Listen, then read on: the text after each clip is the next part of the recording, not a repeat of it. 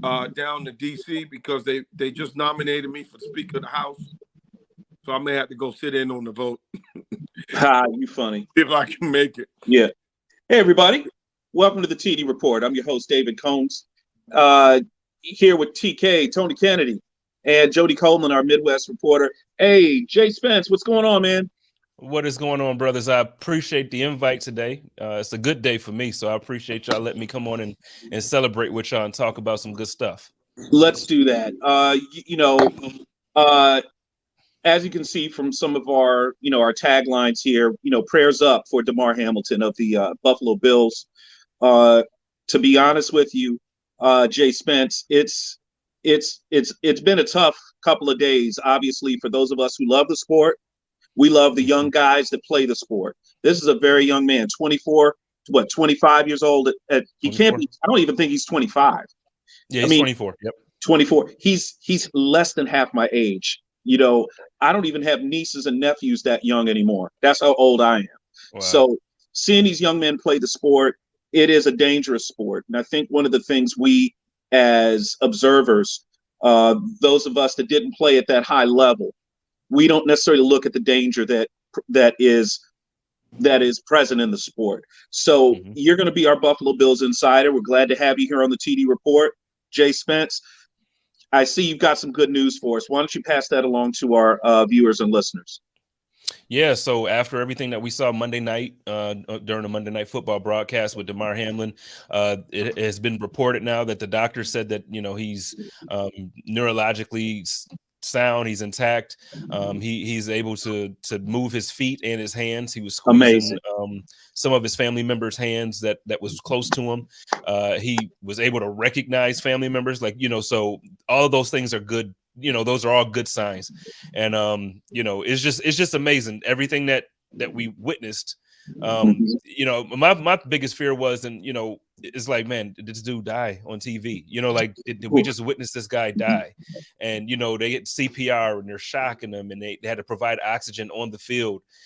We've witnessed certain things. You go back to the Everett play years ago. You go back to, there's several guys that you witness ambulances coming out on the field, but I've never witnessed, or I've never actually been around somebody who's been at the stadium where the jersey had to be cut off and the pads had to be cut off so they could be shocked. And that's what we witnessed Monday night. And I just thank God, man.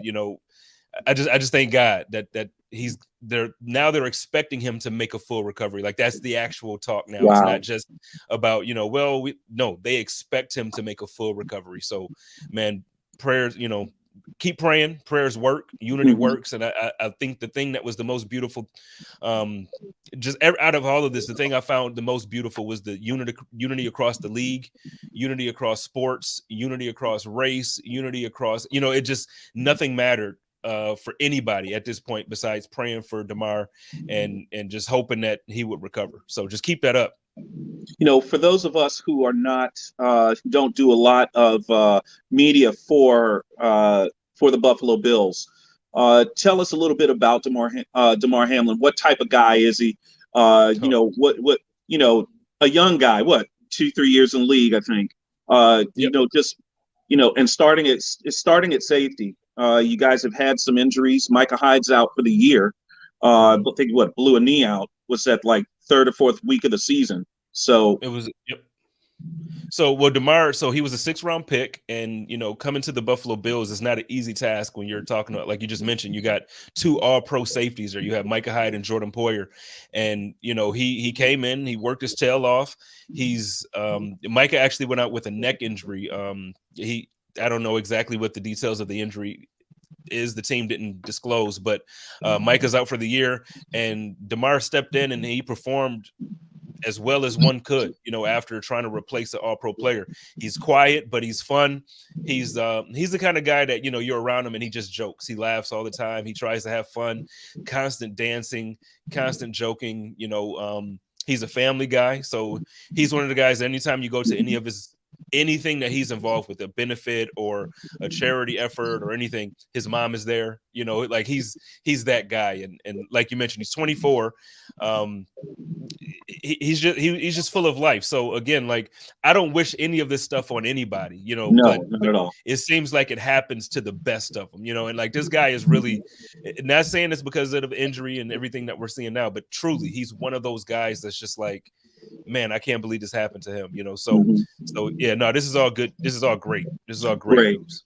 You know, dealing with any type of cardiac or spinal injuries or anything like that, it's always touch and go those first, 24 to 72 hours. And doctors are always looking for some kind of a sign. And for me, was just hearing within 24 hours that he went from being on 100% oxygen to 50% oxygen, which meant that he is regaining some lung function, that his lungs were starting to work. Your lungs get injured when you have something like this happen. And then gradually you start hearing other things, and great news across the board. So let's bring in Tony, my other co-host. Tony, what do you think about this initial report that we've gotten here from Jay Spence here? Well, first, I like to say, guys, when I saw it, and I'm always a cynic because I had a heart attack myself almost 5 years ago. So when I saw him go down like that, that was the first thing I thought of, simply because, you know, the old thing, when you get the wind knocked out of you, he wouldn't have got up like that. And it was just the way he went down. And it took me back to March 2nd, 1990 with Hank Gathers. That's what it took me back to. And I was like, it just got me. And just over the time, I couldn't sleep that night, and just trying to, hear the reports or trying to find something, and just being nervous for the parents. I mean, I played college football, played a little bit pro, and when you're thinking about the parents, I was feeling for the parents, and also I was feeling for T. Higgins, because they showed him with his mom after the game, and he's hugging his mom, but he's, so happened that they said those guys aren't far from each other. They kind of know each other. They showed them hugging before. And to see that you think that what you did may have killed someone, man, that's hard on these young dudes. I mean, we look at these guys and say, yeah, well, he's supposed to be. These guys have feelings too, man. I mean, they just not just something that you just put on the field. And just looking at that, man, that was a difficult night, man. That was a difficult night, and I'm just so happy, man. I'm happy to hear this as well. Jody, let's bring you in here. Jody works our Midwest, our Midwest reporting. Jody, what were your thoughts based on what Jay Spence just gave us? Again, great news. Listen, first and foremost, I want to thank God. I don't know if you guys are religious people, but I am. And I don't, push my religion on anyone. We serve a mighty God. I'm not about to take us to church, but I mean, I got a daughter that's 23 years of age. I got a son that played high school football that's 20 years old, is now in college. That could have been my son out there, So at first, when I initially saw him play, I didn't realize the magnitude of what it was. It's almost like this, because this has never happened in an NFL game. So it was almost like, oh, he'll be all right. He got, we done seen this 150 million times. And for that young man to move, and, the reports say that he died twice on that field, we have to first, like I said, thank God, but then we got to give the kudos to that Cincinnati medical staff, the whole city. I'm 45 minutes away from the stadium. And, I mean, you can almost hear a pin drop. It was almost like the play that everything. I went to a sports bar, and everybody was almost on one. I mean, it was major. But to God be the glory. And sometimes we got to understand God has to get our attention in some kind of ways. That young man is going to be a testimony. That young man is going to be powerful, more powerful than he could ever be as a football player. Because he's going to be a spokesperson that we needed. We needed in the community. So we're gonna take the silver lining out of this situation. And I really, like I said, the family, I'm so proud that the report that Jay Spence gave us, man, I appreciate that. I just want to thank God. I want to thank God that he's responsive. And, you never want to see something like that happen on a football field. And this is bigger than football. This is life. Very much so. Very much so. I don't care if they play another freaking game. It's about that man's life. I don't care if they don't play the rest of the season. It's about this young man's life. People had their comments, and I'm not going to speak on that guy that sent that tweet. I ain't speaking on that guy right now. No, we're not going to talk about that. Yeah, we'll stay off of that. Yeah. But what I will say on a more positive note is that young man is going to be a testimony that we need. Yeah. It's going to be a testimony. Jay, can you assess as best you can what is the general feeling of the team? How is the team holding up through this? As far as I know, a situation like this will make people pull together, and that's great. But there's so much emotion that's going to be expended, right? And you've got the playoffs coming up. I mean, there's a job to be done. What is the general psyche of the team right now? How's everybody feeling, or what information do you have, if any? Well, so yesterday, prior to all of this news coming out, it was still heavy. They did a walkthrough for practice instead of actually practicing. They weren't, there was no media availability. I do have a relationship with some of the guys, and I can tell you it's been rough. I can imagine. Things have been heavy on their hearts, and it's been a difficult thing for everybody to deal with. But last night, Damar's father called the team, and they had like a team meeting, and he gave a good report last night. So the team actually was able to hear about this a little bit, obviously, before the general public. And I can tell you, last night and today, throughout the day, it's been smiles. It's been like a burden, like a weight has been lifted. There's still some emotions going on because obviously we know he's not out of the woods. We know that there's still some healing to do, and there's still some things that need to happen. But I tell you, even just looking at Josh Allen, you could see, at practice, he's giving thumbs up and smiling again, and he's able to joke and all that stuff. And I do want to say, just because the gentleman that exited, he mentioned Cincinnati, he mentioned the medical staff and everything. I also want to take a quick second and say, like Zach Taylor and the coaching staff, and obviously Sean McDermott for the Bills and the team, the way that they handled this situation. We already mentioned this has never happened in an NFL football game. So this, typically you see an injury like this, and yes, 10 minutes you're back on the field after they get the guy off. And Sean McDermott stood up and said, "Hey, I can't even coach this game. I shouldn't be here coaching." And Zach Taylor had no issue with that. And and then even afterwards, just the way everybody's handling this, it grew my respect for that organization. It grew my respect for him as a man and a coach. So, I mean, I'm a Bills guy, obviously, but I'm a Bengals fan now going forward. Like the way they, and the city absolutely has shown so much love to Damar, his family, so much hospitality, and then even to the Bills fan base, like. Everybody who was at the game that I spoke to is like, hey, it was probably just a big, it turned into a big brotherhood, like everybody was hugging everybody. It was just yes, the trainer from the Bills, he actually, they made mention of how he was the first one, Denny, how he was out there if he didn't administer CPR when he did, it would have been a problem.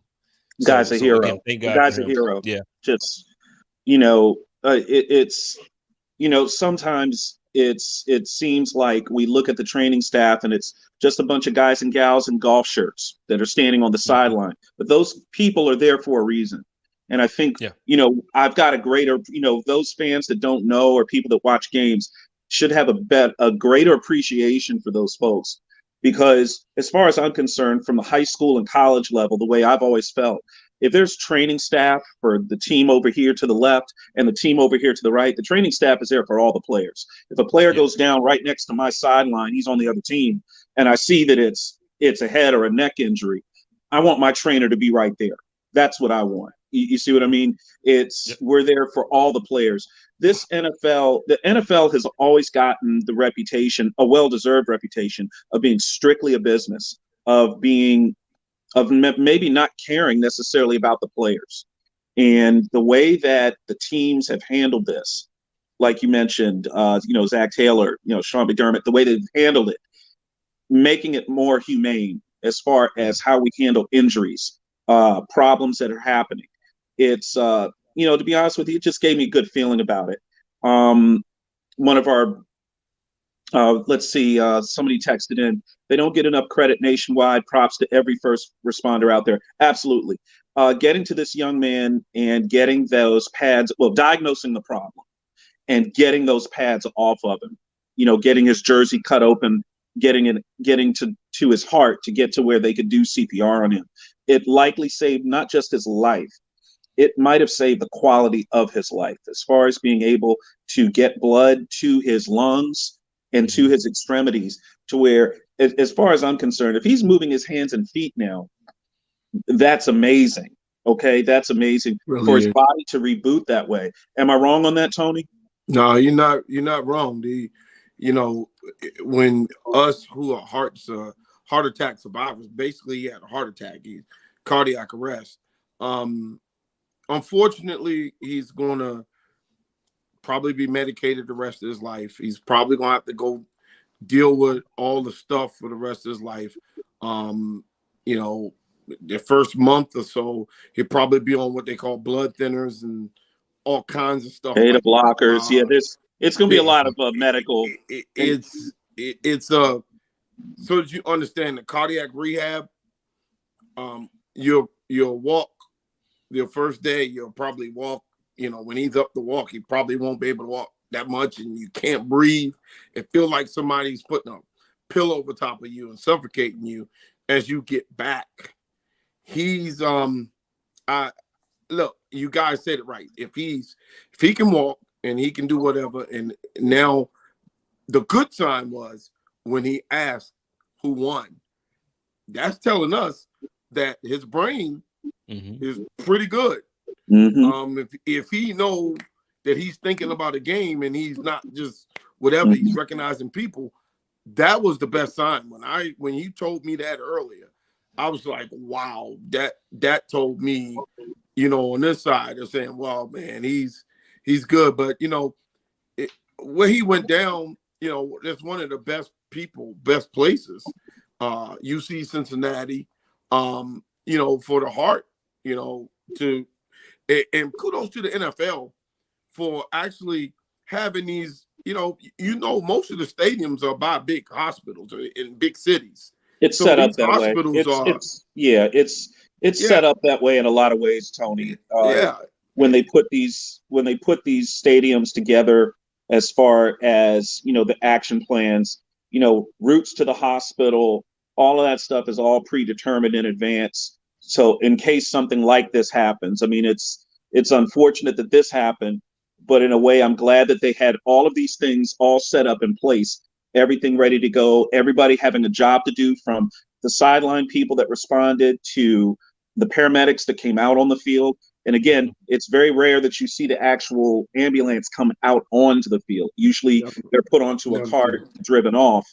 But this situation obviously was very dire. They diagnosed it quickly. They got on top of it quickly, and everyone started to do what they needed to do. So let's look to the next steps, Tony. And Jay Spence, since we lost our guy Jody, why don't you stick around for a minute, man? Because we're going to move on to some other stuff, and you're probably a good guy to talk to about this. Now, real quick, can I before you go, I would like to say, because you mentioned he said that you said most stadiums are set up like that. I tell you what, if this would have happened in Orchard Park, I don't know if he would have gotten the same care. Orchard Park for Buffalo plays, it's not close. They normally take their players to ECMC, which is, I mean, it is a bit of a drive. Like it's a suburb of Buffalo where Orchard Park is. Wow. Unless they would have had like a helicopter to airlift him or something like that, it would have been quite the travel.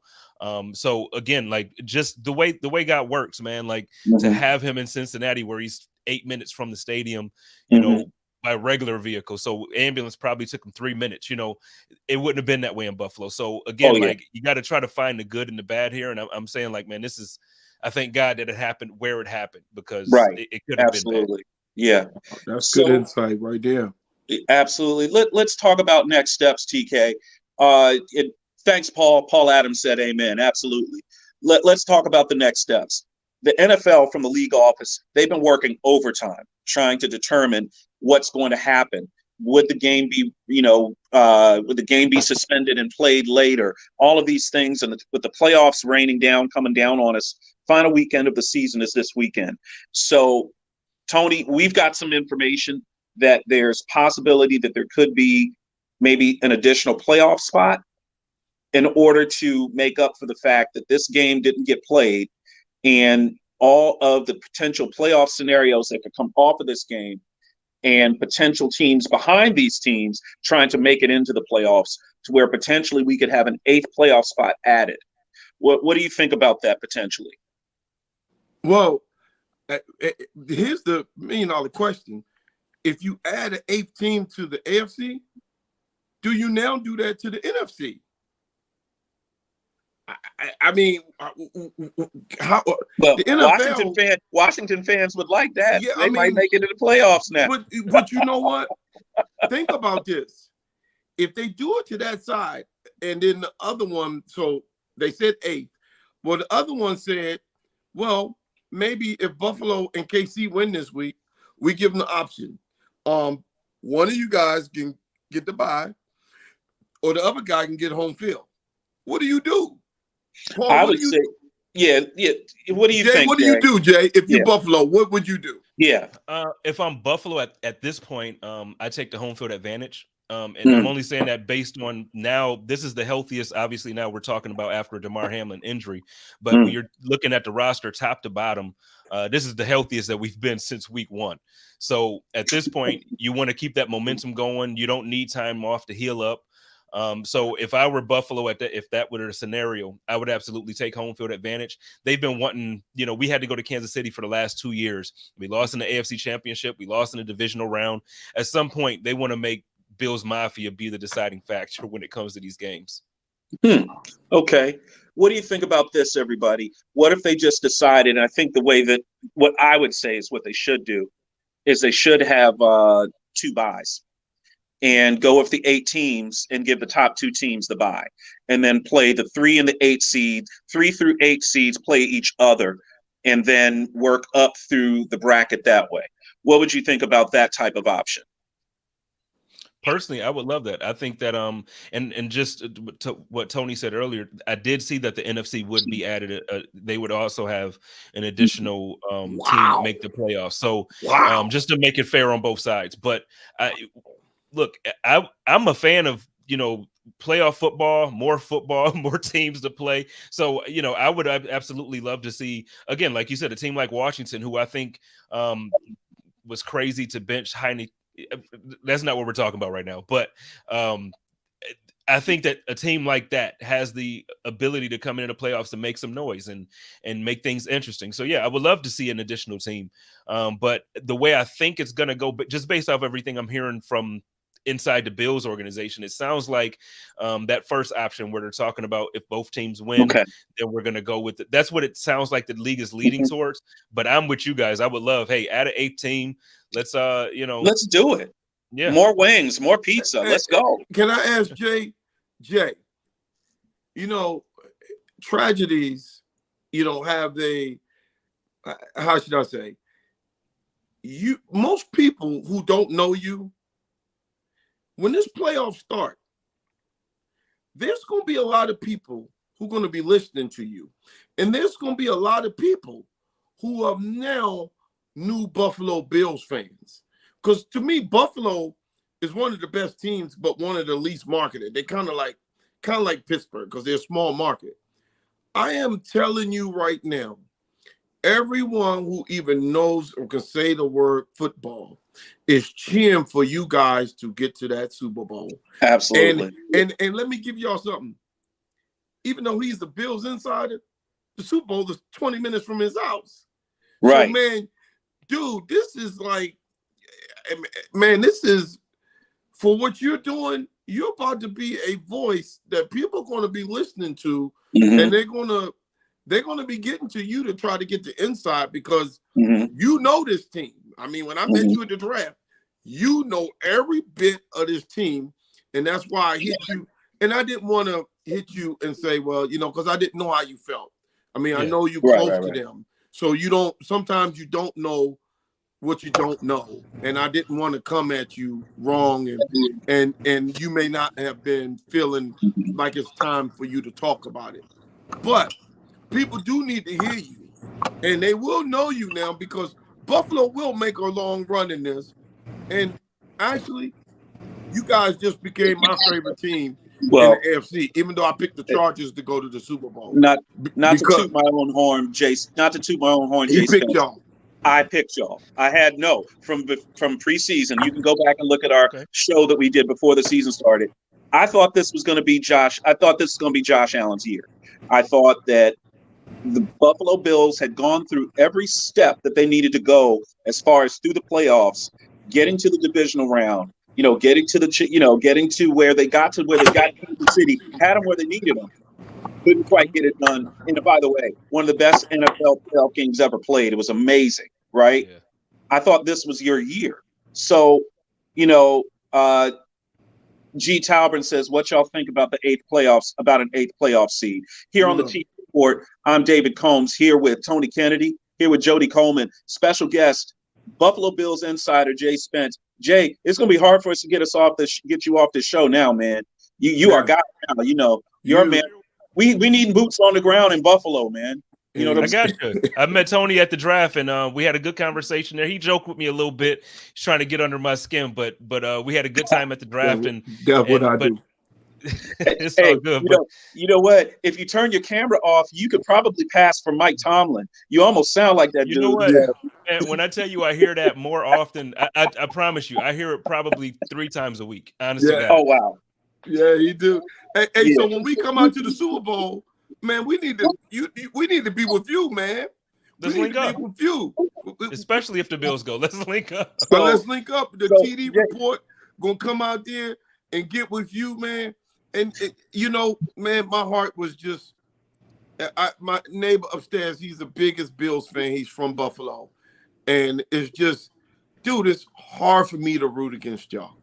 Yeah. I'm just telling you right now, man, because that thing had me shook. I've been shook for the last couple of days, man. Yeah. And the good Lord knows I cannot.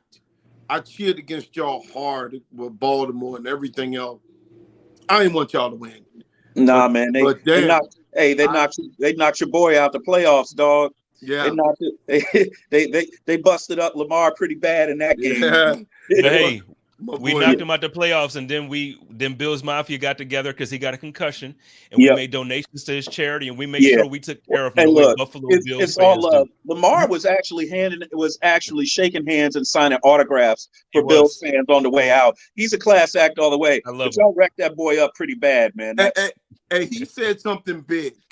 See how the good Lord works that Jody was talking about? Buffalo and Bills Mafia were the first group always donating to some other team. They were always putting their money up to help some other team. And look what happened. Mm-hmm. This happened. And look at my man go from 2,500 to 6.5 million. Yeah, last I chatted. Yeah. That's rightfully so, because Buffalo was from the heart. They have been doing that. Bills Mafia has been doing that from the heart. And what they've done, I'm telling you right now, if there's a Lord, those people need to win the Super Bowl. But you know what's going to happen? They're going to win the Super Bowl, and then they're going to have a snowstorm, and they won't be able to celebrate. See, even with the snow, we're gonna have a. Yeah, we're gonna be out there. Y'all are gonna be. Hey, go ahead, get in here, Jody. I had to. I'm back, and Jay Spence, you may not like what I'm about to say. Oh boy. Listen. I'm all for my guy getting back to health, but Buffalo, they depend on Josh Allen too much. I've been saying that. It's crazy that we talk about Lamar Jackson, the amount of carries he had, but Josh Allen, I remember they played the Miami Dolphins in Miami. He had 63 passes and 9 rushes. That means he touched the ball 72 times. And it's just I think he's a tremendous quarterback. I think he's an amazing quarterback. But I still think that they don't give the ball to the running backs enough. And Von Miller being out of that lineup is going to be major. But I mean, they definitely are the number 1 seed. They're the best team in the AFC. But I don't know if defense travels. But I'm wondering, when you go against Patrick Mahomes and you go against Joe Burrow in the playoffs and don't have that edge rusher and Von Miller, who was that veteran guy. You saw what he did with the Los Angeles Rams last year. We know what he can do in Denver, what he did in Denver. And he was doing – I thought that he was going to be potentially a defensive player of the year the first 4 or 5 weeks of the season. So losing him is major. Losing those safeties are major, and Trey White hasn't been playing like the All-Pro that we used to seeing and accustomed to seeing. So I think with the momentum of this young man getting back to health, may give him that spark, that energy. And a lot of people are going to root for Buffalo, but from a football perspective, it's going to be difficult. But I'm not saying y'all can't do it, but it's going to be very, very difficult. Hey, Jody. I feel you. I'm sorry, Jay. Let me jump in here real quick. Jody, let me say this to you and Jay Spence. There are no 2 fan bases in the league more hard luck than the Buffalo Bills and the Cleveland Browns. He didn't even know that. He didn't even need to know I was the Browns fan. He didn't even know. No, he knows. He knows. Now I'm really going to get you. If he's an NFL fan, he remembers them fumbles. Come on. Hey, Tony. Hey, TK. Do you want me to get Browns, do we need to get John Elway on the show? Cleveland don't want to see John Elway ever again. I thought we was cool. We are cool, but I got to be straight facts. And Buffalo fans and Cleveland fans should all be friends, because no two franchises have had bad luck hit them more than Cleveland and Buffalo. And we're neighbors on the lake. Come on, man! You're supposed to be showing some love. What are you doing, man? Where's the love, man? That's all I'm saying. But Jody, I'll tell you this. So some of the points you brought up, I think, are valid. Some of them I do. Von Miller going out is huge. But I still think the defensive line without Von Miller, we're still, if you go and look statistically, we're one of the better teams in the NFL at getting pressure to the quarterback with a 4-man rush, even without Von Miller. So where I think that it's a big deal that we lost a superstar talent like him. I think it was kind of like, it was icing on the cake for us to get him. It wasn't like nobody in Buffalo even thought we were going to get Von Miller over the offseason. It was like when he signed, everybody was like, wait, what? Because it just wasn't something that we looked at as a dire need. So, so having him was great. We're getting to the quarterback, but even still now, you look at a young guy like Gregory Rousseau, he's playing big ball. You look at Shaq Lawson. He's playing better than he's ever played. And I don't know when it happened, why it happened, and how it's happening, but the dude is balling. Jordan Phillips, we got guys on the team now that's playing bigger than their contracts. They're playing bigger than the expectations. Offensively, you mentioned the stuff about Josh, and I would have agreed with you if you were talking about like the first couple of weeks of the season. But since that first Jets game, he injured his elbow. He I don't know if everybody remembers, but he sprained his UCL ligament. Yes, and ever since, the Buffalo Bills have been like almost forcing the run game. And the last, obviously, we didn't get to see much this past Monday. But if you go back the last couple of games, Devin Singletary he's been the focal point of the offense. James Cook has been the focal point of the offense. And now I feel like Josh Allen's elbow is starting to actually be healthy again. So hopefully for us going into the playoffs, we can see Josh that we saw against the Rams week 1 and the Titans week 2.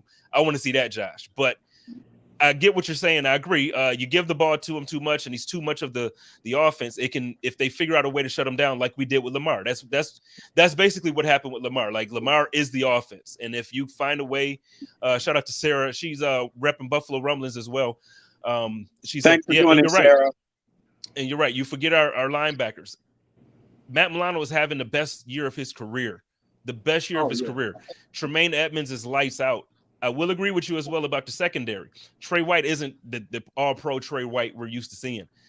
Jordan Poyer's doing the thing, though. I'm gonna just tell you, if people aren't familiar with him, I don't know how they aren't at this point. But if you're not familiar with 21, y'all need to go ahead and watch some film on that boy Jordan Poyer. He was a former Brown. I know him. He was. I know you know him. That's why I made sure to say, if y'all don't know him, go ahead and check some film on that. But y'all let him go for nothing, man. Nothing. Y'all made him a better player, though. Buffalo scheme.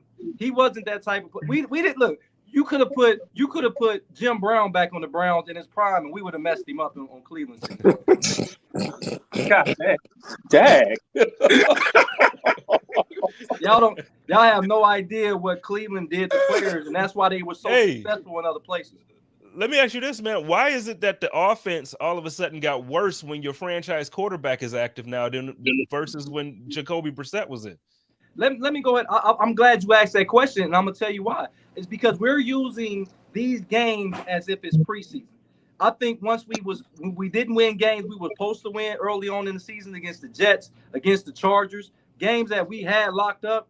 I think they understood that we need to get prepared for next season because it was going to be a struggle to get in the playoffs, even if we had won all 6 games that Deshaun Watson would have played.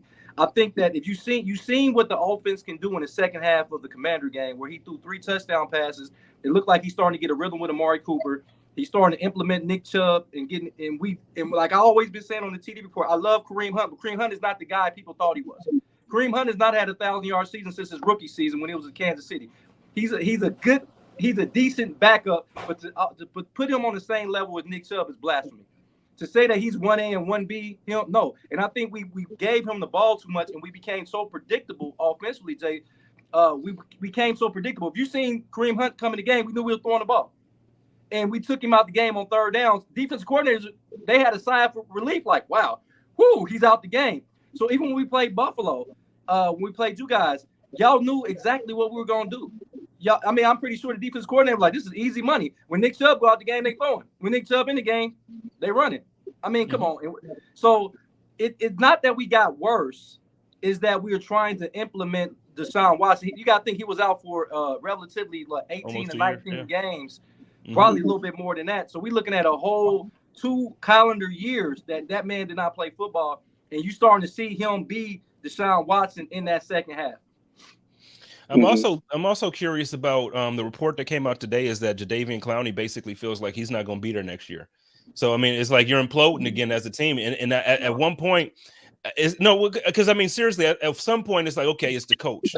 Then it's like they switch coaches every year. Then you want to say but it's like, look, you guys have some key players that.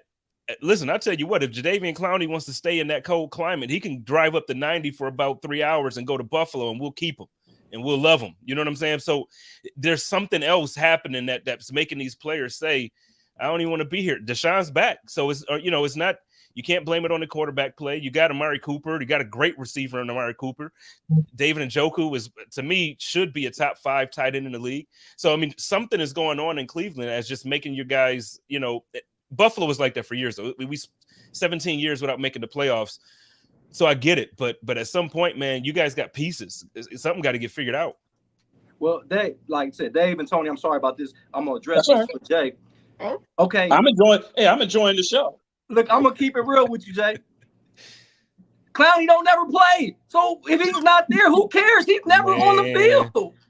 You listen, the best ability is availability. That's the best ability, Jay. So if he wants, I love when he plays, he's an impact player. He's more of a run stopper than he is a pass rusher. He goes against a lot of single coverage and he doesn't get to the quarterback but he does get a lot of pressure. But we got a young guy in Alex Wright that I'm ready to see what he can do. He bats a lot of passes down. We drafted him in the 3rd round. I'm looking to see what that guy can do. We got the stud on the other side of Myles Garrett. We got to get solidified in that D tackle position. But I think we're fine. I think I really want to get rid of the defense coordinator. Joe Woods, I feel like he has to go. And if he doesn't go, I think the whole coaching staff needs to go, because if you keep Joe Woods on board, Kevin Stefanski, it hasn't been any progression from his rookie deal when he was the coach of the year till now. But I think the pieces are definitely in place. We're one of the one teams that really drafts is not going to hurt us because we're solidified at all positions. So if Jadeveon Clowney wants to leave, I want him to stay, but he's never available. Go look how many games he done played in the last 2 years. Hey, Dave, watch this. I know how to make them come together. How about them Cowboys? Oh my God. And once again on the TV report, this dude in the Cowboys, that's how he was trying to get me at the draft, talking about the Cowboys. And I'm gonna tell you what, they the most disappointing team if I've ever seen one in my life. They're good this year, like every year. They're talented, like every year. And watch, first round of the playoffs, they're gonna end up shooting themselves in the foot like they always do. This is what I call them, Jesse James. They robbing the bank and they robbing the fans because they get you the Cowboys is like a good old Southern preacher in one of those big churches. I mean, they're gonna get you in the door, dog. And they're gonna get the choir up singing, and they're gonna pass the plate around, and you think they're gonna help the community. But when it's time for you to go get money to help the community because Johnny is hungry, they like, we ain't got no money. We can't help you. But Pastor, you got a Rolls Royce. Pastor, you got a Rolls Royce. But Pastor got a Rolls Royce. That's what the Cowboys are, for sure. That's who they are. Listen, as long as Jerry Jones owns that team and he has his nose in the business, they're never going to win a championship as long as Jerry Jones can't take a step back. Because Jerry Jones wants to win the way Jerry Jones wants to win. I think he needs to sit back, do like Robert Kraft, and sit back and allow his people that he hired to do their job. Because the coach gets blamed for a lot of stuff. But let's go ahead and put this in perspective. He had 24 wins in 2 seasons with another game left. Now, how many coaches would love to have 24 wins in 2 seasons? That means that's 12 wins per season. No, you know what? He's going to end up getting fired.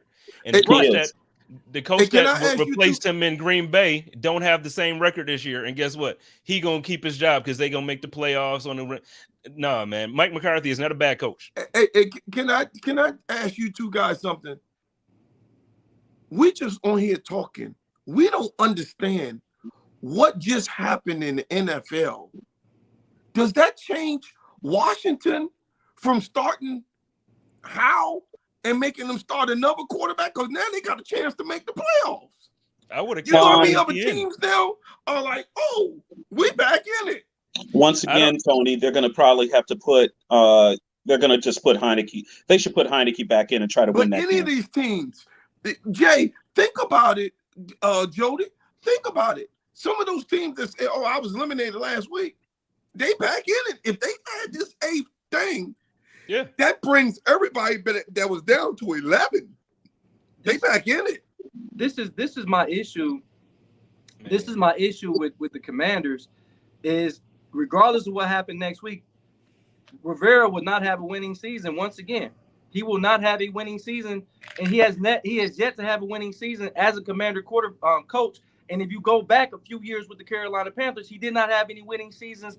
I don't think his last winning season was the year they went to Super Bowl with Kelm when they was 15-1. And I need Cody fact check me on that to make sure I'm correct. But he doesn't have a lot of, even though they won a division a couple years ago with Taylor Heineke at the helm, and they lost to Tampa Bay, they still had a losing record. Yeah.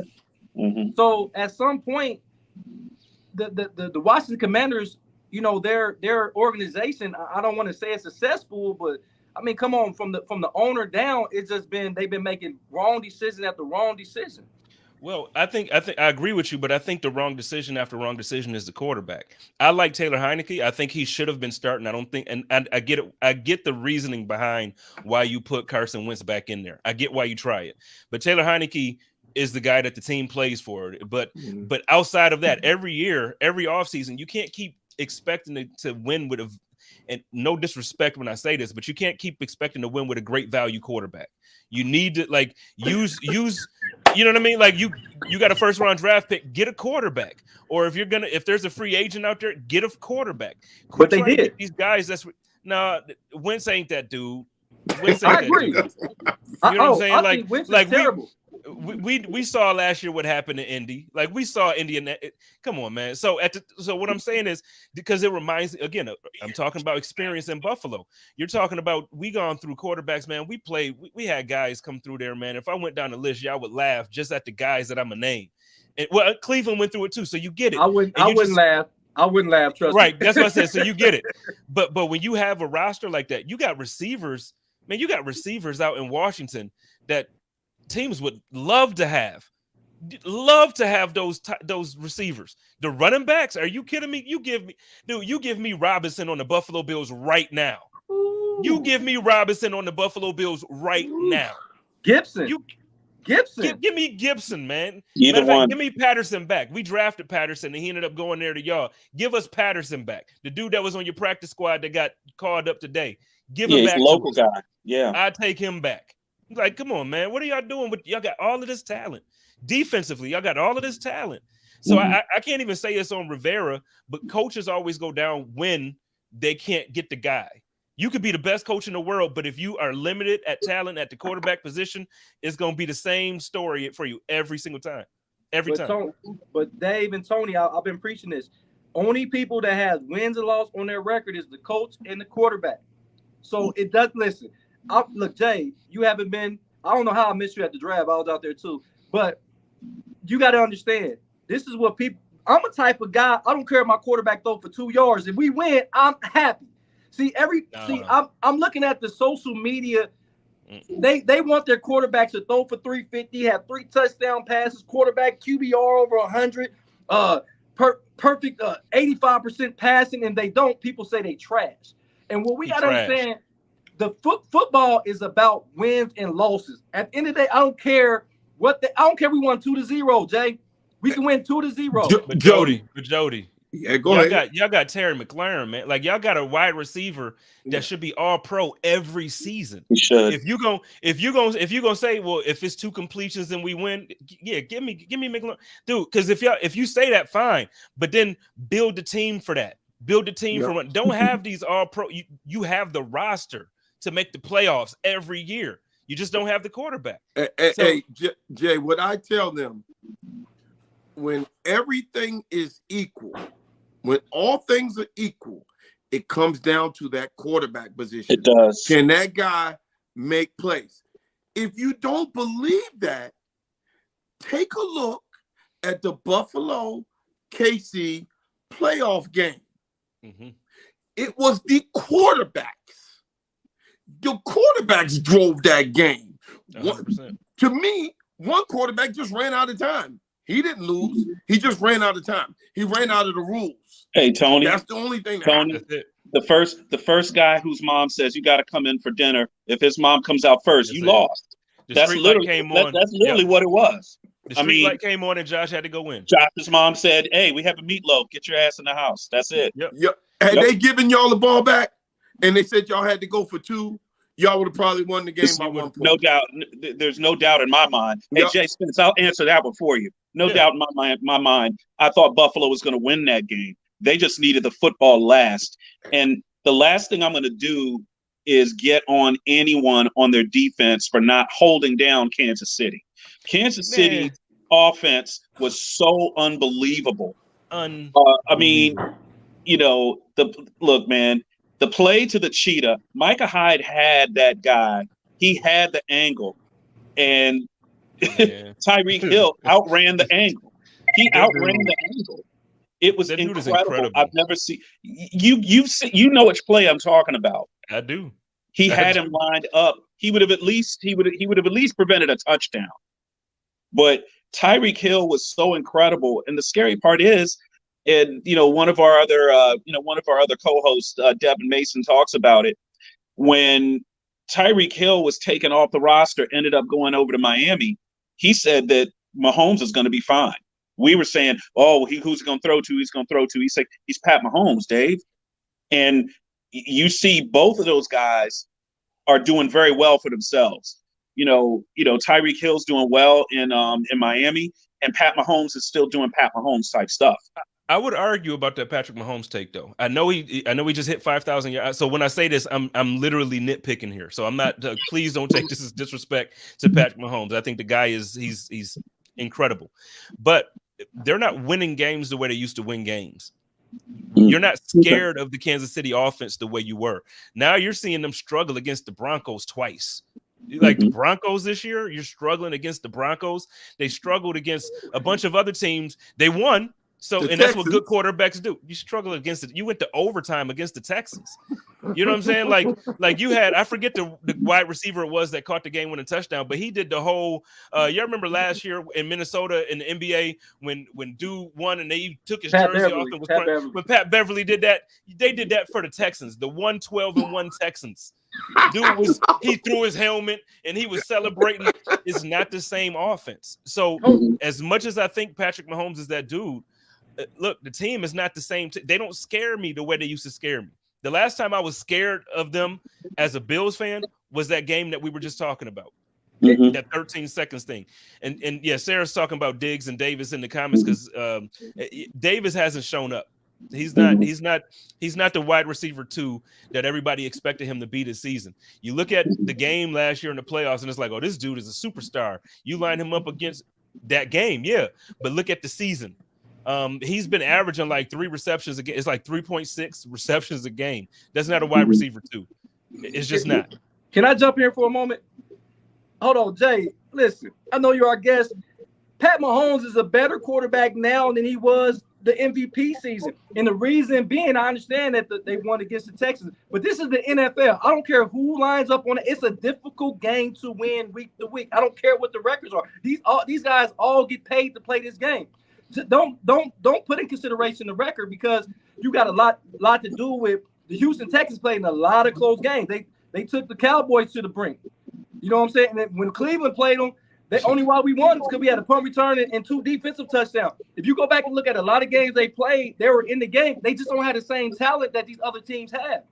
Okay. But they're all professional, and they play extremely hard for Lovie Smith. You got to think they number 1 pick, Darryl Stingley, has been out the last few games. That hurts him and his development.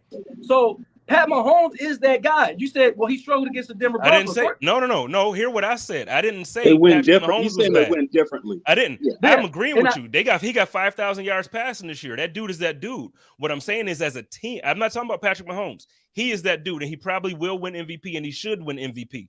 But as an offense, I'm not scared of the offense the way I used to be because they don't have the same speed. Now they have to win games like that. They have to play methodically where they're If you look at what we were just talking about with Tyreek Hill, he turned a 7-yard slant into a 60-yard touchdown. They don't have that speed or they don't have that ability now on that team. Well, now you're not afraid. No, they don't. They got Hartman. You got to think Nicole Hartman was out. He's not that type. Hartman's not that type of player, man. He can stretch the field against a subpar cornerback. You put him up against a subpar safety. He's not doing that against the elite teams in the playoffs. He's not doing it, and neither is the dude Tony that they got from the Giants. He's good, yeah. But he also, is he gonna be healthy? His hamstrings. You know what I mean? Like his hamstrings are terrible. But Jay, you say you're not scared of him, but I've seen a lot of people not scared and still get knocked the hell out. So it doesn't matter if you're scared or not. You know what I mean? It doesn't matter if you're scared or not. And I get what you're saying because Buffalo has beaten them. So I'm not even talking about Buffalo. But other teams outside of the Bengals, because the Bengals look like they own the Kansas City Chiefs. I don't care who was playing in their lineup. Yeah. But if you're looking at you go back and I want to mention the game against Denver. You said, well, they struck. That's in a divisional opponent. That's in a division. I don't care what the records are when you play a divisional opponent. And let's not forget the Denver Broncos have a top 5 defense. Mm-hmm. They play defense. Just Russell Wilson forgot how to play offense. I'm not debating none of that stuff. But when they had Tyreek Hill, it didn't matter if you could have Jesus in that backfield and in that secondary and Patrick Mahomes, Tyreek Hill, and they was blowing boys. It didn't matter who you was. Yeah, the number 1 defense, the number 3 defense. It didn't matter. Now they're finding ways to win, which is the reason why I'm agreeing with you by saying Patrick Mahomes he's playing better ball now than he ever has. But he's been blowing boys out before.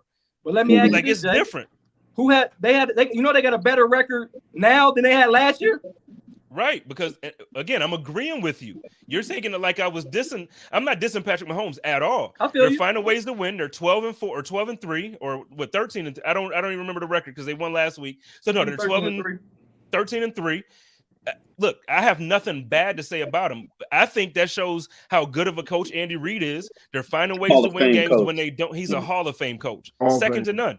And then Patrick Mahomes, like you said, he's playing better ball now because now he's showing how accurate he is. Thanks, he's showing Sarah. how 13-3. You're right. Okay, he's showing all of these different things that he didn't even have to show because they had the talent at every position on offense. When you can just throw the ball to Tyreek, dude.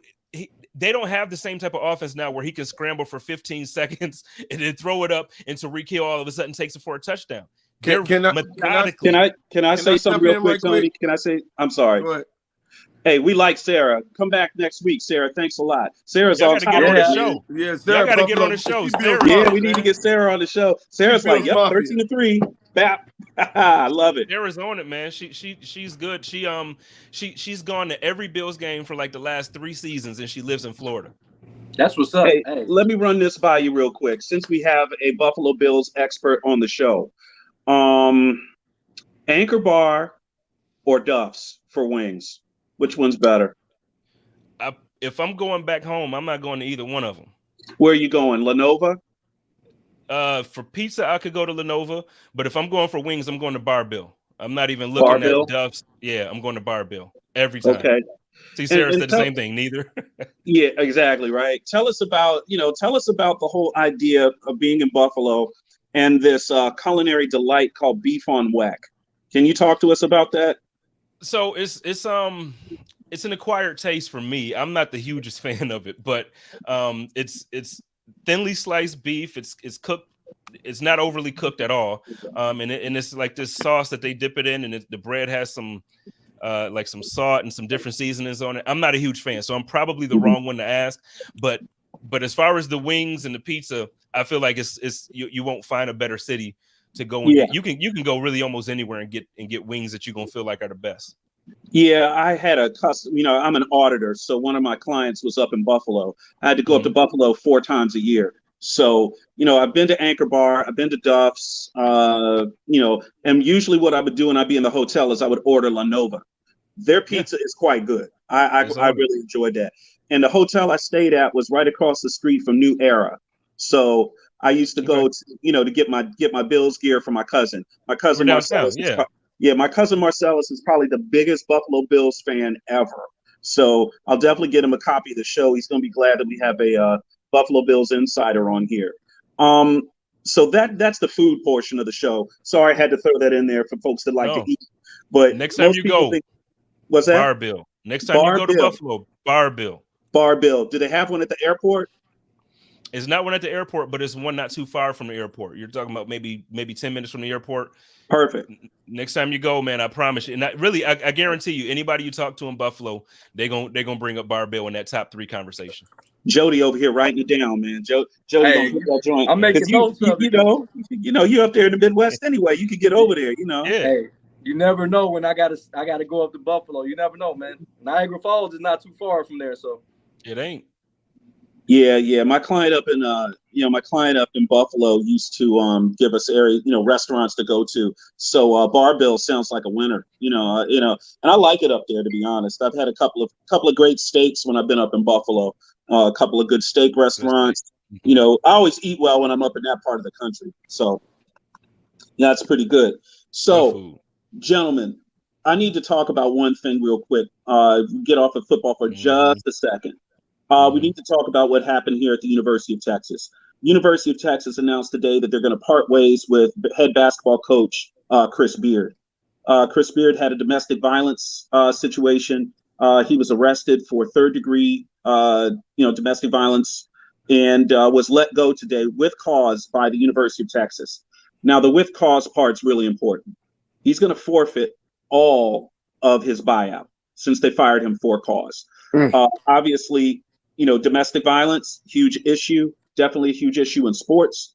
As these schools pay more coaches more money, a domestic violence situation, sexual assault, or any type of malfeasance with the law is going to be dealt with harshly.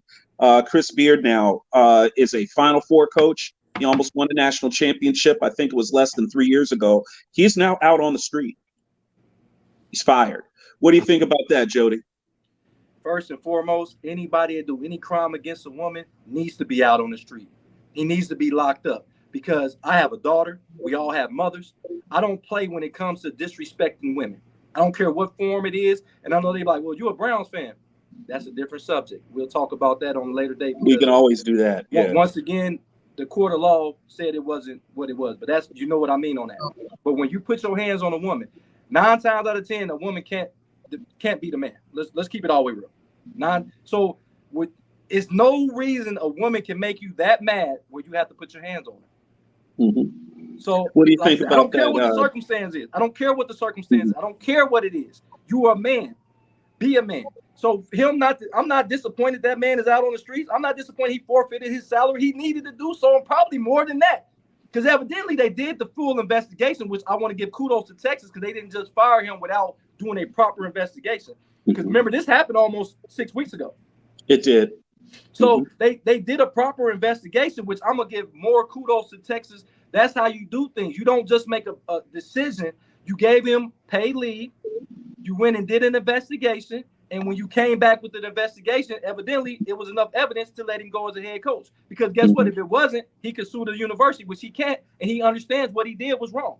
Now, what I need him to do is make a public apology and come out here and do some things for women's programs, battered women. It's too many battered women out here at the hands of men. I don't care what the scenario was. I don't care. We all been in a relationship. We all been in situations with women. Guess what? You need to find a way to get up out of that situation. So yeah, I'm not upset that he doesn't have a job. I'm really upset that this woman had to go through what she just went through. TK, from an athletic administration standpoint, these schools spend a lot of money on coaches. They put a lot of faith in coaches, and they put a lot of support behind coaches. When you step out of line in that way, obviously somebody has to be made to pay for it, and someone has to be accountable. And Chris Beard, in this case, was found accountable. Yeah, I commend Texas for doing what they did. You know, I followed the case a little bit, but anytime that you're doing something like that, man, come on, man. We know, man. You just don't. I mean, come on, guys. I mean, listen, I don't mean to put money on this, but when you're making that much money, really, to really just.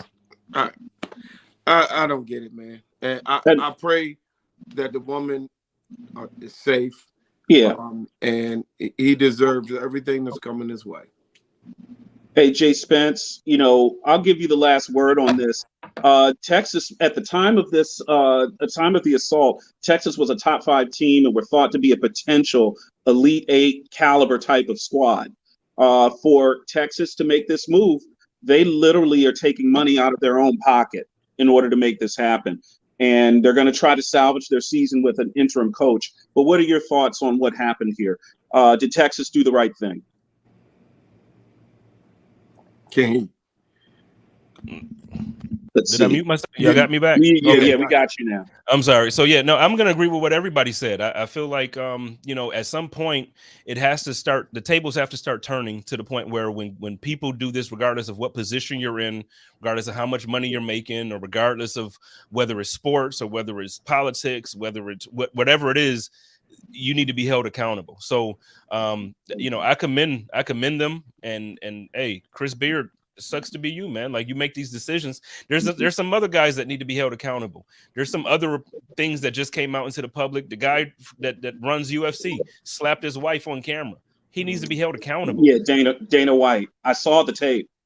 Yep. That stuff, you know, so these things need to be held accountable. It can't just be, look, I'm happy Chris Beard is done. Okay. But now let's keep this energy moving. Let's make this a thing consistently to where we protect women. We protect women in sports. We protect, you know, like, just in general, let's do right by people.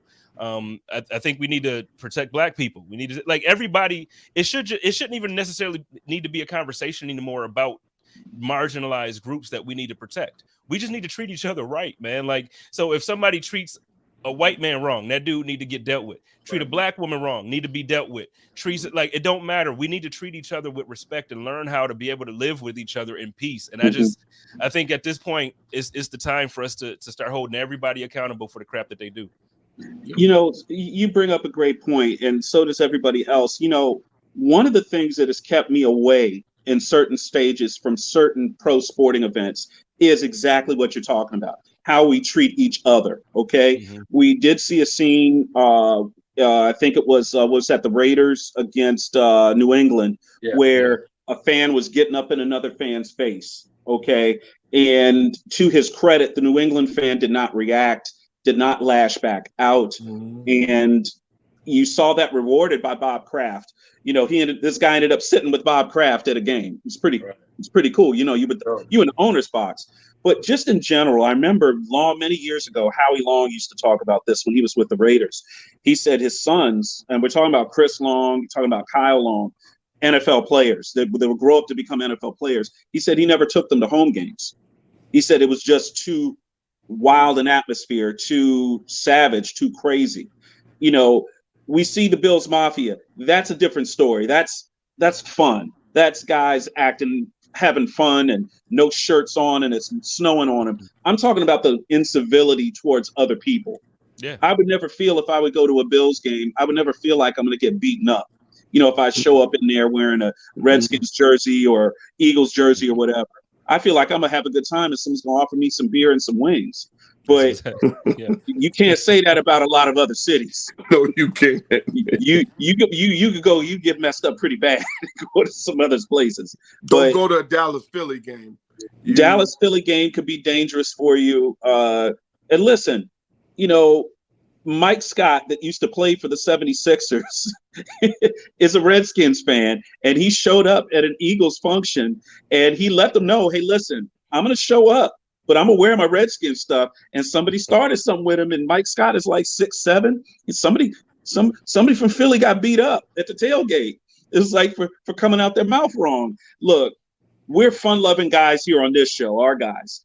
When we go to games, we go to Redskins games, we broadcast there from the parking lot. We have a great time with everybody. Now, I can't say that about every NFL city, but the lack of civility and the way that certain people act out in the parking lot, in the stadium, just it does change the dynamic to where I watch more on television, or you'll find me in the parking lot broadcasting our show. Sitting in the stands nowadays, it could get kind of dicey.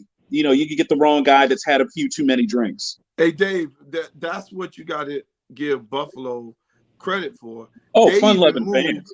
They even moved their stuff to the Pro Bowl last year when they were trying to simulate jumping off the table and having fun.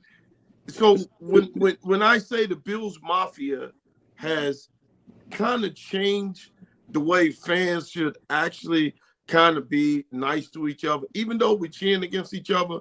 When you take what they've done and put it in the Pro Bowl, and everybody in there laughing and joking and having a good time, but they're cheering against a different team, man, you got to give them credit for that, man. That right there, man, is the reason why I think so many people are opening up their hearts to the Buffalo Bills right now. Absolutely. Because they have been there when they were down and they lost the games that that broke their heart. They still stayed right there. So believe me, man, we're not just telling you this because you're on the show. I'm telling you, man, the country has been opening up their heart to you guys, and it's for a reason. It's because of your works and what you guys have done and what you guys have promoted. That is a great fan base.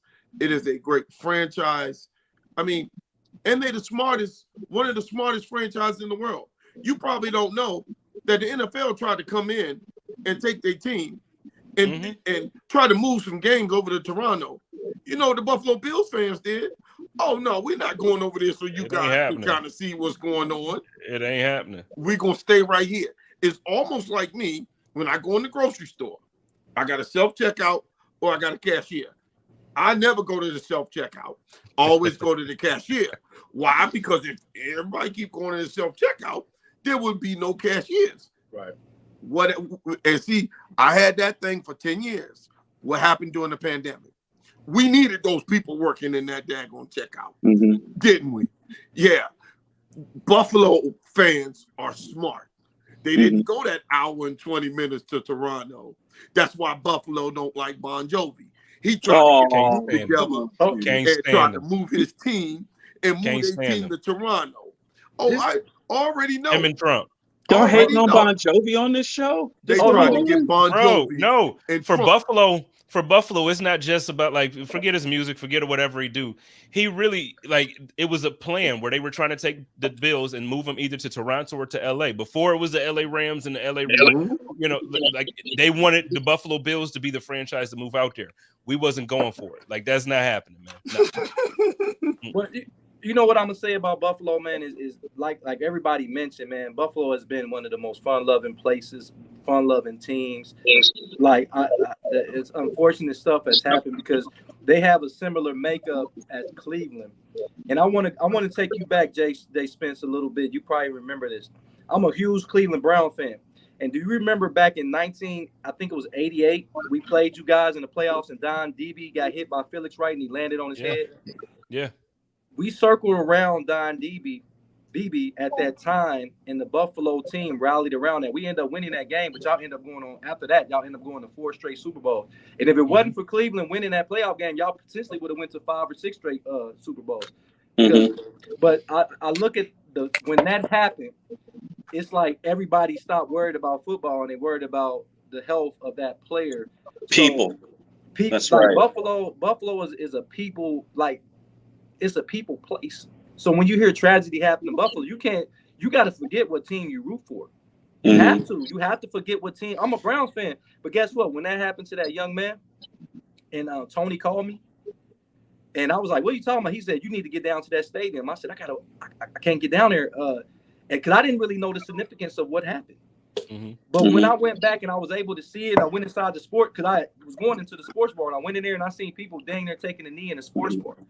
And I got a lot of hey, Jay Spence, we got a lot of Buffalo Bills fans in Dayton, Ohio. You will be surprised. It's a lot of Buffalo Bills fans. I mean, before y'all run, y'all been having. No, I believe it. Y'all got, and they're some of the coolest people you're gonna ever meet. And you're one of the coolest person I ever met. So, you just gotta take your hat off to the Buffalo organization and to their fans, and I appreciate y'all. The Bills have been in the league for so long. It's hard to imagine the NFL without the Buffalo Bills. It really is in a lot of ways. We had Daryl Talley, Tony and I had Daryl Talley on the show and had a great time with Daryl. Daryl got stories. We were asking which quarterback he sacked the most. And he was laughing. He's like, Dan Marino. I was like, really? Yeah, he said he liked sacking Dan Marino. Oh, okay. Yeah. Well, the Dolphins and the Bills rivalry is it runs deep, and now it's back. So it's fun that Tua and the boys are actually playing pretty. I know that season ended differently than they wanted it to, but it's fun that it's back. That we can have that hatred back. But I do want to just say something in regards to what Jody was saying. I don't necessarily believe things have to happen because of other things, but I feel like it's almost setting up to feel like this is the year for us, man, because we've gone through so much as a team, as a city, as a fan base. Like, I know we're just talking about what happened to Damar Hamlin this past Monday, but then earlier this month we had a snowstorm that it was a blizzard where we lost 40 lives in the city of Buffalo. Last week there was a fire on the east side where 5 young kids died in the fire, and time and time again after tragedy, the city just rallies together. Last May, my aunt was a victim at Tops at the supermarket. Oh my God! Came in. So you know what I mean? This is what the year has been. You know what I'm saying? Wow. Like we've had 10 people murdered at a grocery store for being black, and then the city rallies around that. The Buffalo Bills, I can't say they come to the east side too often, but guess what? Every single one of them were there. They weren't there with security. They weren't there they was out there passing out food. They was out there passing out essentials that people needed. And they made sure that we were together as a community. And like I said, I can name probably another 5 things that happened over the course of the last year. And that's why I said it just feels like if there was a year that the city needed it and deserved it, I feel like this is the year. And I know everybody got their teams. I know Washington, I know Baltimore, and so there's some teams that everybody kind of wants to do well. But I'm saying, like, man, outside of me being a Bills fan, it just feels like the year that if these boys can pull it off, man, these boys will be idolized forever, man. The city needs it. It's reminiscent to New Orleans Saints with Hurricane Katrina. Yeah, exactly. Yeah. Now, we had a good time with those New Orleans Saints fans when they came here to D.C. last year. Man, Jody, it might have been 10 or 20 buckets of gumbo out there, man. They were just giving out free gumbo. It was crazy. It was. They traveled. Honestly, New Orleans Saints fans traveled a lot better than I thought they would. Kansas City fans almost took over the parking lot. With they brought in those big RVs. They was out there. They was making ribs, all of that stuff during tailgate. Tony was like, man, we need to switch sides. I'm like, I know. We need to go over there. Tampa. When Tampa came here, They were very they had a lot of numbers of people. I would imagine if we got the Buffalo Bills on the schedule, because it's a relatively close close to travel to DC, we would probably see a lot of Bills fans here. DC played them last year. But I feel like we play. I feel like we play. The we were Commanders there. next season. We were there last. We were there last year. Yeah, the Commanders was at you last year. Yeah. Let's go ahead and put I feel like we play the Commanders in Washington next year. Oh, perfect. You do? Oh, then then we need to meet you down. You need to come on. You need to come on for that trip. You need to come on the show. Yeah. Let's make sure that. We're gonna do that. That'll be one of the games I travel to for sure. Okay. Perfect. Let's look at this. When Cleveland and Detroit, Cleveland and Buffalo supposed to play, they moved it to Detroit. That stadium was full of Bills fans. I mean, we talking about a 3-day. We talking about a 3-day turnaround. They were able to go and travel to that game. So, hey, you gonna meet a Bills fan anywhere you go. Absolutely. There's plenty here. Like I said, Jay Spence, my cousin has been a Buffalo Bills fan, and he's older than I am. He was a Buffalo Bills fan when we were kids. So that's a solid 40 years. Going back to OJ, huh? Oh gosh. Yeah. Joe Ferguson. Joe Cribbs. Hold on now. Who's the most famous person ever come out of Buffalo? Let me see what you say. For the team? In history to come out of Buffalo, who's the most famous person? I mean, me. No, I'm joking. You know what?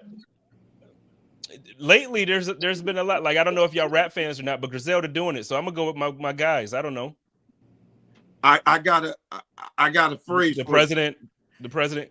F your couch. Rick James. Rick James is the most talented guy to come out of Buffalo, but you forget we had a president, Grover Cleveland. Came from Buffalo. Most people one of my boys from high school lives on his street. Most people don't even know Grover right down the street from him, man. I love Rick James, man. Most people didn't know Grover Cleveland was from Buffalo, and Stone City Band, don't know that William McKinley was shot in Buffalo. Most people don't know that. I mean, but Rick James, to all the people here. Rick James, folks, is from Buffalo. Rick James. Yeah, guys, I gotta jump. You gotta jump off. Appreciate you, Jay Spence. Hey, Jody, we gonna link. Yeah, thanks, Jody. Hey, he's gonna be at the draft. He's gonna be at the draft. We'll be there, so we'll link up and talk. Oh, absolutely. Hey, listen, I'm gonna have to sign off as well, man. I gotta get some work done. Hey, listen, from the TD Report, we definitely thank Jay Spence for joining us today and giving us not only just some insight, but some great news coming out of Buffalo for Damar Hamlin. And we wish for his continued healing and hope to see him soon. Whether it's on the field or not, that ain't it. It's about life, and it sounds like things are going in a positive direction. And that's great to go into the weekend with because, just happy feelings. Last couple of days has been, people have been really down, Jay Spence, And rightfully so. I mean, it was tough to see. I've only watched the video. I watched it once. I can't watch it again. I don't want to see it again. It was because I didn't see it live, but from a reporting standpoint, to be able to understand what people are talking about, Tony was like, Dave, you got to watch it. I was like, ugh. I watched it. It hurt. It hurt to watch. But great news today from you, Jay Spence, and thanks for joining us on the show. Anytime you want to get back on, you don't need to call. Just get with Big Tony. We'll get you on. Okay? Thank you. I appreciate that. Anytime. Prayers for your community. Prayers, man. And we were talking, brother. And before we get off, let's let Jay Spence plug his show. We always give away free games. So tell us about your show. Oh, yeah. Well, the Code of Conduct goes live every Tuesday on the Buffalo Rumblings Vidcast Network and Podcast Network. And then Wednesdays, I do the Hump Day Hotline. And then Saturdays, I do the Chop Up. So you can catch me basically almost all week. But yeah, just on YouTube, subscribe to Buffalo Rumblings. Or if you're a podcast person and you like to go on Apple Music or on Spotify, just look up Buffalo Rumblings and you'll catch me on there. You got another fan right here. And I'm going to get my son and all his baseball team to try to get on there for your YouTube. Let's get it. Right, brother. Excellent. Thanks a lot, everybody. Thank you, man. Good night. For the TD Report, I'm David Combs. That's Tony Kennedy. Jay Spence, thanks again, buddy. All right. Great show, guys. Take care. Take care.